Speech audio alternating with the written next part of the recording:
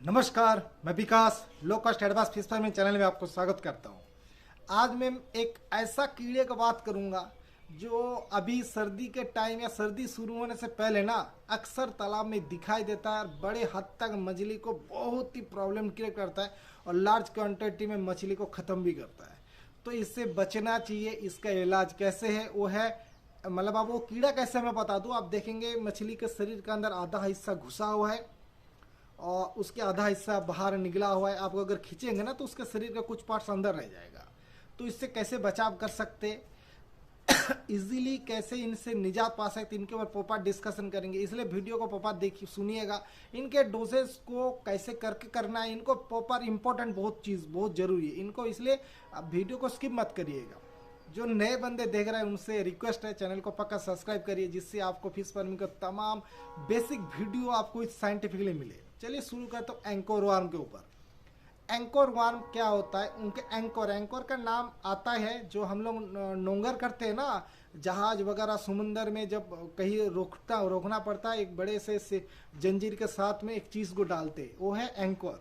Same type का दिखने में आपको एक कीड़े होते हैं तालाब के अंदर। जब हमारा तालाब के अंदर हाई डेंसिटी में मछली रहते हैं और नीचे काफ़ी सारे ऑर्गेनिक मैटर बिने डिकम्पोज होकर रहता है, उस टाइम क्या होता है, ये एंकोर वार्म पैदा होता है। एंकोर वार्म देखेंगे ये मछली के अंदर अपना शरीर के अंदर उनके एक पार्ट अंदर घुसा देगा और बाकी पार्ट उसके बाहर रहता है।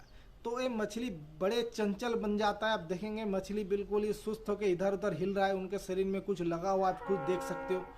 मछली छुड़ाने की कोशिश करता है, बिल्कुल थक जाता है, खाना छोड़ देता है, धीरे धीरे बिल्कुल सूखना शुरू हो जाता है, फिर मछली मर जाता है। कुछ जगह में तो इन्हीं को छुड़वा भी नहीं पाते। आप इनके ऊपर बहुत सारे दवाई काम भी नहीं करते। तो इनके ऊपर क्या दवाई काम करते हैं उनके ऊपर डिस्कशन बाद में करूँगा। एंकोर वार्म को पहले समझ जाते होते कैसे है ये। आप मतलब ये मेनली आप देखेंगे बड़े आसानी से कत्तल ये हर फिश में लग सकता है, ऐसा कोई जरूरी नहीं किसी में, बट कतला, सिल्वर, रोहू ये बहुत आसानी से इनमें अटैक कर जाता है। जबकि नीचे बनता है लेकिन एक कॉमन का वगैरह में ना ये थोड़ा लेट लगता है, लेकिन इनो को तो बहुत जल्दी पकड़ लेता है। पकड़ने के कारण आप देखेंगे इनके बिल्कुल भूख खत्म हो गया। और एंकोर वार्म छुड़ाने के बाद भी ना मछली का आपको ग्रोथ बहुत हद तक कम हो जाएगा, क्योंकि इनके शरीर के अंदर जब आप खुद सोचेंगे अगर हमारे शरीर के अंदर कुछ चीज़ घुसा होगा तो कैसे तकलीफदायक होता है। तो मछली के अंदर अगर कोई चीज़ ऐसे घुसा रहता है तो उनके शरीर में कैसे बेचैनी फील होता है। तो मछली बिल्कुल बेचैन हो जाता है। वो देखेंगे स्टार्टिंग में इधर उधर बहुत तेज़ी से भागता है, बाद में धीरे धीरे देखेंगे वो बिल्कुल ही अब ना सूद बूद खो जाता है, वो ऐसे धीरे धीरे हिलता रहेगा। आप शरीर में चारों साइड में देखेंगे या मछली को पकड़ेंगे ना, उनके अंदर जान बिल्कुल है ही नहीं। आप पूरे आपको पूँछ के साइड में, बॉडी के में, और देखेंगे उनके पूँछ बिल्कुल मछली का पूँछ पतला हो जाएगा, मुंडी मोटा हो जाएगा, क्योंकि उनके न्यूट्रिशन को बिल्कुल खींच रहा है। साथ ही साथ वो खाना भी नहीं खा पा रहा, कुछ नहीं खा पा रहा, एक ऐसा तकलीफ होगा। फिर वो लार्ज क्वांटिटी में मछली का भी डेथ होना शुरू हो जाता है। फिर आदमी सोचता है क्या करूँ, फिर 50 टाइप का दवा दे देता है, वो दवा से भी नहीं छूटता। इसके लिए सबसे बेहतरीन दवा, 2 टाइप से दवा से इसको छुटकारा कर सकते हैं। पहले बात करता हूँ प्रिकॉशनरी मेजर, क्या करने से इनको हमारा तालाब के अंदर ये बीमारी नहीं होता। एक्चुअली कभी कभी क्या होता है, ये आप मेंटेनेंस भी कर रहे हो तब भी ये बीमारी आ सकता है। कभी क्या होता है कि जो पंछी वगैरह है ना, पंछी वगैरह जब आते हैं, चिड़िया वगैरह आते हैं ना, तो उनके पैर के उनके पोटी से ये बीमारी आ सकता है। इधर उधर का कुछ खाया होगा या उससे भी बीमारी आ सकता है। तो इससे बचने के लिए तो हमें चिड़िया को रोकना पड़ेगा। इसके लिए क्या करना, तालाब के ऊपर हम लोग अगर रस्सी से बिल्कुल बारीक सा रस्सी बना दे तो चिड़िया वगैरह ना आए। जब भी हम दूसरे से एरिया से नेट लेके अपना तालाब में नेटिंग कराने के लिए कर रहे हैं, तो हम लोग कोशिश करेंगे उस नेट को अच्छे से पहले पोटासियम परमैंगनेट लिक्विड से उसको अच्छे से डिसइंफेक्टेड कराना चाहिए, जिससे बीमारी आपको तालाब, क्योंकि इनके अंडे अगर तालाब के अंदर आ गया ना तब ये बीमारी पैदा कर देगा। तो और तीसरी बात, ये तालाब के अंदर जब हम लोग अननेसेसरी बहुत ज़्यादा क्वांटिटी में फिश को रखेंगे तभी फिश का डेंसिटी होगा, डेंसिटी बहुत ज़्यादा बढ़ेगा, तभी ये बीमारी लगता है। और क्या होता है, तालाब के अंदर बरसात खत्म होने के बाद बहुत सारे ऑर्गेनिक मैटर तालाब के अंदर जमा होता है, जो सही से डिकम्पोजिंग अगर नहीं करा पा रहे हो तब भी ये बीमारी आपको तालाब के अंदर पनपता है और उसी से बनेगा और आपको मछली को प्रॉब्लम करेगा। अभी तो पता कर लिया हमने ये इस कारण से होता है। अभी इसका निजात पाने का तरीका बता दूँ। इसको निजात पाने के लिए सबसे बेस्ट दवा होता है डेल्टामेथ्रिन। अभी डेल्टामेथ्रिन दवा, डेल्टामेथ्रिन फीसेस के लिए बहुत टॉक्सिक है, बहुत ख़राब है, लेकिन ये दवा नॉर्मली साइफारमेथ्रिन से नहीं जाता, ना जाएगा। तो ये सबसे बेस्ट जो मैंने खुद काम करके देखा है, सबसे बेस्ट डेल्टामेथ्रिन से जाता है। इनके डोजेस पोपार सुन लीजिए, इसके डोजेस क्या देना है आपको। डेल्टामेथ्रिन के 10 EC इनको 10% या 11%, मैक्सिमम 11% का मिलता है। इनको पर एकड़ अगर 3 फीट पानी हो, 3 फीट आपको वाटर लेवल है, एवरेज वाटर लेवल लेना, 1 एकड़ अगर एरिया है तो लगभग 45 से 50 ml का इस्तेमाल करना पड़ेगा आपको। ये एक पैकेट में बिल्कुल पतला करके घोल लीजिए। पैकेट में पानी कितना भी ले ले कोई प्रॉब्लम नहीं है, क्योंकि पूरे वाटर में आपको ये घुलना है। तो उस हिसाब से आप पानी जितना हो सके उतना डाल लीजिए, पतला करके पूरे तालाब में छिड़काव कर दीजिए दिन के टाइम।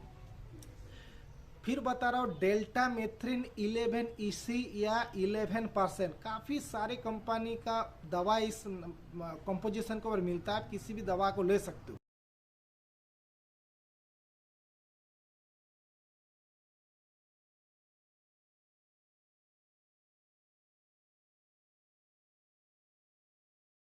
कोई दिक्कत नहीं।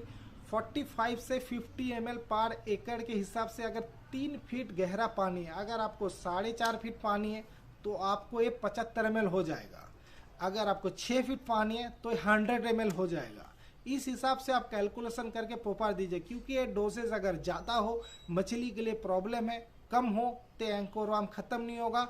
दूसरी बात, इसी दवा को प्रयोग करने जाएगी इनके ऊपर रेजिस्टेंस ले लेगा और वो भी ख़त्म नहीं होगा, फिर आप प्रॉब्लम ही प्रॉब्लम क्रिएट हो जाएगा। इसीलिए पोपार किसी भी बीमारी को ख़त्म करना है तो उनको पोपार डोजेस आपको समझना है और उनको जो जो काम है उनको पोपार करना है। जब तक उन जड़ से नहीं ख़त्म करोगे तब तक वो कुछ बचा रहेगा, तो वही रेजिस्टेंस लेके आपको फिर वो मछली में नेक्स्ट टाइम आएगा ना तो वो दवा काम नहीं करेगा। जैसे हम लोग केचुआ छाप जो अगरबत्ती जलाते थे ना, पहले मच्छर जाता था, आजकल लेकिन उसी के ऊपर मच्छर घूमता है, क्योंकि वो रेजिस्टेंस ले लिया, इसलिए वो हार्ड से हार्ड, एक्टिव से एक्टिव बनाता जा रहा है और वो ह्यूमन बॉडी के लिए भी ख़राब है। क्या करें, अभी वो मच्छर ले रहा है।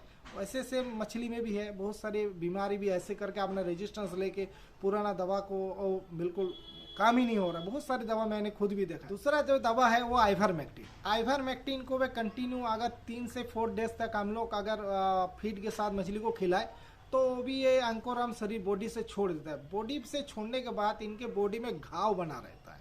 ये घाव आपको सुखाना है, तो ये घाव अगर तालाब को सही इनको फीडिंग खिलाते हो या तालाब का वातावरण सही है तो आसानी से खुद ही भर सकता है। नहीं तो इसी घाव में बैक्टीरिया, फंगल, बहुत सारे तरह तरह का बीमारी आएगा। तो इसीलिए आप अगर कम मात्रा में लगा हुआ है तो कोई नो प्रॉब्लम, ठीक हो जाएगा खुद ही, अगर सही से फीडिंग खिलाओ। अगर बहुत ज़्यादा आपको लग रहा है, लग गया, तो इनको ऑक्सीटेट्रासाइक्लिन का या कोई भी एक अच्छा सा एंटीबायोटिक, इनको जो प्रॉपर एंटीबायोटिक का डोजेस है उनको खिला दीजिएगा, जिससे क्या होगा इनको घाव बहुत जल्दी से भर जाए और अच्छा प्रोटीन वाला फीडिंग करवाइए, जिससे क्या होगा वो आपको मछली बहुत जल्दी रिकवरी कर जाएगा।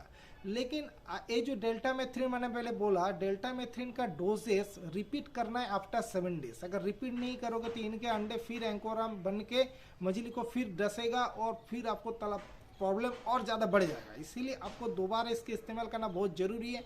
और फास्ट डोज देने के नेक्स्ट दिन या एक दिन छोड़ के पर डेसिमल 200 से 300 ग्राम चूने का और 150 से 200 ग्राम नमक का पर डेसिमल, मतलब 1 एकड़ में 20 से 30 किलो चूना और 20 किलो नमक का प्रयोग पक्का करिएगा।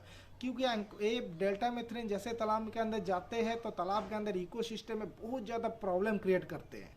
मछली प्रॉब्लम आ सकता है। देखिए बहुत कंपनी बताएगा ये नहीं होता वो नहीं होता, मैं आपको पक्का बता रहा हूँ, कोई भी दवा इस्तेमाल करो, कुछ भी बताए, वो मछली के अंदर प्रॉब्लम होता ही होता है, उसको ट्रेस में आएगा ही आएगा। इसीलिए उनको जितना जल्दी हम ट्रेस से रिलीव करा पाए वो उतना हमें बेहतरीन है। और जो आइवरमेक्टिन के बाद बोला, आइवरमेक्टिन नॉर्मली इतनी ज़्यादा प्रॉब्लम नहीं है, लेकिन बड़े महंगे दवा आते हैं। लेकिन आइवरमेक्टिन भी इतना बढ़िया काम नहीं करता जितना डेल्टामेथ्रिन काम करता है, बहुत क्विकली काम करता है। कभी कभी आइवरमेक्टिन को मैं देखा हूँ 4 to 5 डेज 6 डेज तक खिलाना पड़ता है, तब जाकर प्रॉपर मात्रा में ना खिलाओ या कंपनी का अच्छा नहीं हो आइवरमेक्टिन दिया है तब भी वो सही से नहीं जा पाता। इसलिए डेल्टा मेथ्रिन का इस्तेमाल करिए तालाब को। डेल्टा मेथ्रिन देने से आपको अननेसेसरी तालाब के अंदर जो भी कीड़े मकोड़े सब खत्म होगा, इवन जू प्लैंकटन भी क्रैश करेगा। इसलिए चूने का डोज पक्का जरूरी है। आशा करता हूँ चीज़ें इसको समझे हो, इसी को डोज को प्रॉपर फॉलो करिएगा। मैं डिस्क्रिप्शन में इसका बिल्कुल बाय नेम मैं लिख दूंगा, इनका कॉम्पोजिशन।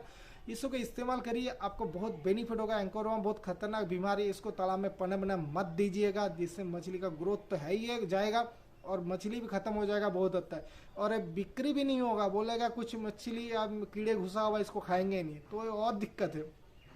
आशा करता हूँ मेरे बताया हुआ तरीका है, मेरे चीज़ आप लोगों को वीडियो बहुत अच्छा लग रहा होगा। जिनको अच्छा लग रहा है पक्का चैनल को लाइक और शेयर करना मत भूलिए, जिससे मैक्सिमम बंदे के पास वीडियो जाए। चलिए नमस्कार, जय हिंद।